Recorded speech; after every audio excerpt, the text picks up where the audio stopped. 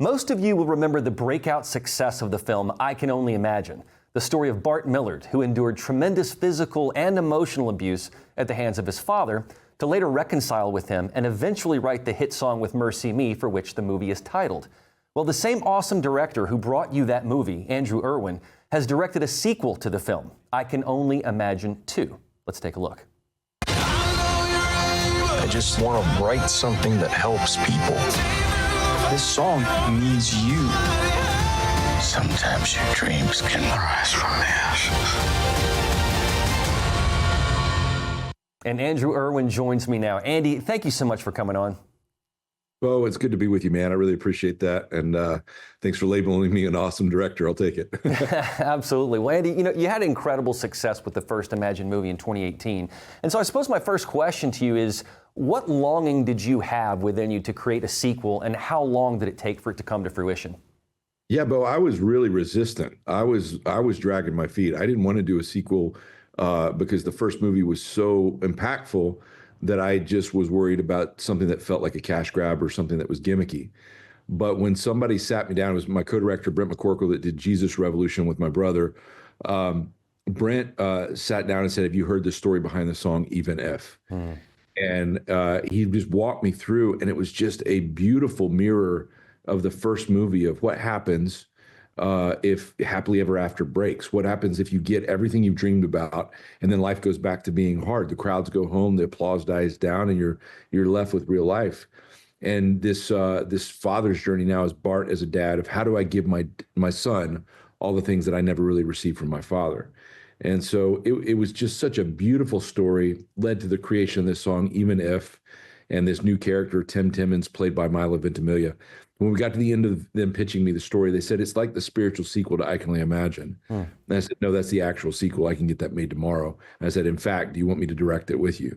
And so we made the film together. And so to go back to this world is a gift that I never thought that I would be given. And I can't wait for audience to experience it. It is an amazing, amazing story. Well, you mentioned the song Even If, and it's the catalyst, of course, to this sequel. And I would love, just to give our viewers who don't know the song a sense of it, just by reading the opening lyrics, which I love. And they say sometimes you win some, sometimes you lose some. And right now I'm losing bad. I've stood on the stage night after night, reminding the broken it'll be all right. But right now I just can't. So This story, Andy, comes out of despair from a man who's supposed to have it all. What about Bart's life was broken? I think the thing about Bart's life, and those lyrics give me chills every time I hear them. That song has had a powerful impact on people every bit as much as I can imagine. And so to be able to tell the story behind that song was a treat. But I think the thing that was broken in Bart is the fact that he had a father that was really great for a couple of months, but he had 22 years of an abusive dad. And so it's that scary, paralyzing thing that a lot of fathers feel of, how do I give my kids something I never received? How do I, pour into them what I always wanted my dad to be? And I just feel like sometimes my kids got the wrong dad. They got the wrong one. And I think this movie just explores the idea that you're the only one. You're their father, and you don't have to get it perfect.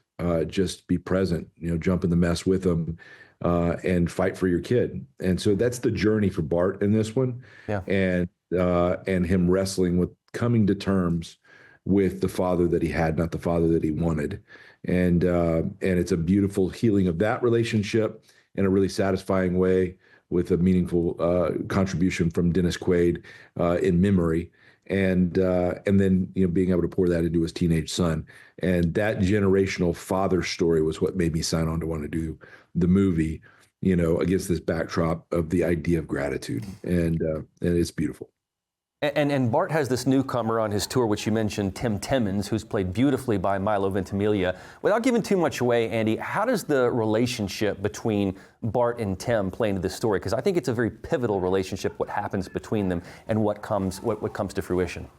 Yeah, Milo as Tim Timmons breathes such life into this story, and he really is kind of the spiritual guide for Bart in this journey. And it comes down to this idea that he lives his life with radical gratitude, the idea of just finding the tension between grief and gratitude and trying to hold those together. And so every day Tim wakes up and he writes an X on his wrist, just like this.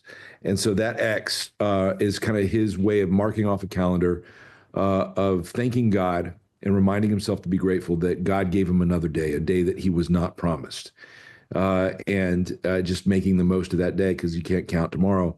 It comes out in the story that Tim is carrying a secret of his own about his own struggles. And when that comes out, it is powerful, it's beautiful. And he's started this song that he doesn't know how to finish. He's been obsessed with the story of that old hymn, It Is Well With My Soul.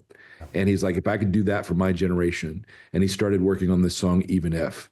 And then that creation of that song and the lyrics that you just read, we culminate the whole thing at Red Rocks, which was a sacred place to be able to finish the film. And Tim's story is really the catalyst that gets us there.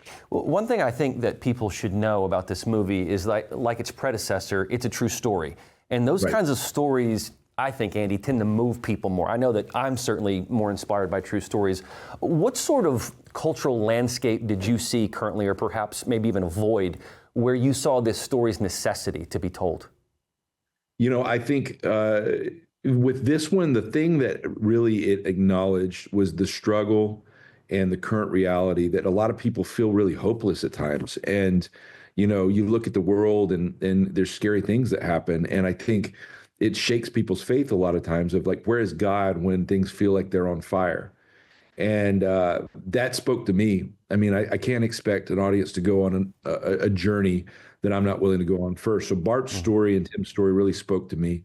And the idea that the song Even If kind of communicates is it comes out of that passage of scripture of the story of Shadrach, Meshach, and Abednego, and the idea that they're facing the fiery furnace. And they say this radical, rebellious statement that we believe that our God is able to deliver us from the fire. But even if he doesn't, we won't bend our knee. And so that even if statement is a defiant statement, but it's a defiant statement of gratitude of God is in the fire with you, and it's beautiful. Yeah, it's so hard, I think, Andy, as I was listening, of course, to the story about It Is Well With My Soul, how in times of tragedy like that, how you can say, well, even if God doesn't rescue me, I still put my trust in him. I wonder if you could share a personal anecdote from directing this film, because, you know, as an actor myself, sometimes things happen on a set that defy explanation, and you can call them blessings, you can call them God winks, but they do happen. Did anything like that happen on this set, or can you share something personal from it? There was a ton of situations like that, Beau, and you know, as an actor that, you know, you have the movie that you plan in your head, and then you have the movie that you go film. Yeah. And just anything can and will happen on a movie set. The thing that was amazing was we had decided that we wanted to finish this movie at Red Rocks. And Red Rocks is booked up for 2 years in advance. There's just no way to get an open date. But we're like, there's no other place that would satisfy the scale that we wanted for the end of the movie. And so we put our name on the waiting list, and we got the surprise news as we were already moving forward in pre-production, that Red Rocks, there was a date that had opened in April. And so we booked the date with Mercy Me. And we decided to do half a concert, half of a film shoot, but we only had 3 hours to film, and we had to film the whole end of the movie. And so we ended up there at Red Rocks. We had 9,000 people that showed up for it, packed house, and somehow executed every shot flawlessly. We only had enough time for 1 take per setup, and we had 6 cameras rolling and a drone. And the team executed it flawlessly, and we got it done right down to the second. And so that ending of the movie was a miracle, because when we went into it, I was like, that gave us a 20% chance of success. It was going to be hard, but the team did a great job, and God just breathed on us that night, and it was an amazing night where 9,000 people got to be a part. And the moment that was the coolest was, you know, you kind of suggest what 9,000 people are going to do. They decide what they're going to do. And when the music played for the first time, and John Michael Finley as Bart Millard came out and played it, when the music played, it got to the big chorus, the entire crowd decided together in unison to stand in reverence at that moment. And it just gave me chills, because I didn't tell them to do that. That was their choice. But they got to kind of write the end of the movie themselves as a group. And they just brought a power and authenticity to what that song has meant to millions of people. Yeah, you can't plan or direct that. That was most certainly a God wink. Thank you for sharing that, Andy. This film, as you referenced earlier, points to the notion of finding God in the fire. And we see a lot of fires these days, and I mean that literally and figuratively. That could be, you know, the California wildfires where people have lost their homes, or it could be losing a loved one, like the families of Israeli hostages. What can we learn from this story, from the film, that allows us to embrace finding God in the fire? With that, there are literal fires in our life and there's figurative ones, but I think we all go through hardships. We all go through things that really scare us, that have consequences, real life consequences. In fact, when we were prepping for the movie, Milo Ventimiglia lost his home in the wildfires in California. Wow. And so we had given him the option of, do we want to postpone this and film at a later date? And he said, no, I want to explore this on camera. And so he just brought all of his experiences into the role of Tim Timmons. And it was just beautiful to kind of watch that come about. But I think, the idea that the movie communicates is you can't really have one without the other. You have to be able to embrace the reality of grief, that we're going to go through hard times. But in the middle of those hard times, there's a beautiful gift that God is in the fire with you, and there's gratitude for that. And that tension between grief and gratitude is what really fuels this story and ultimately gives the audience hope. And audiences that have been watching the early screenings of it have been coming out and saying they've been doing the X on their wrist like Tim. Yeah. And there's just been an amazing movement towards gratitude. And I think that can really change the world. Yeah, I think a lot of people are going to be putting X's on their wrist after this. It's just a really beautiful symbol, I think, that happens throughout the film. Well, Andy, your production company is called Kingdom Story, and you made films like Jesus Revolution, American Underdog, Ordinary Angels, The Greatest Christmas Pageant Ever, Unsung Hero, and The Unbreakable Boy. You clearly saw that people needed hope. And, it seems that Hollywood has often overlooked these stories. And with this being, Film Award season, I looked at the list for Best Picture, and there's a number of films that I don't feel like that they have a lot of value to them or values. And I'm talking about films like Sinners and One Battle After Another, which I just watched.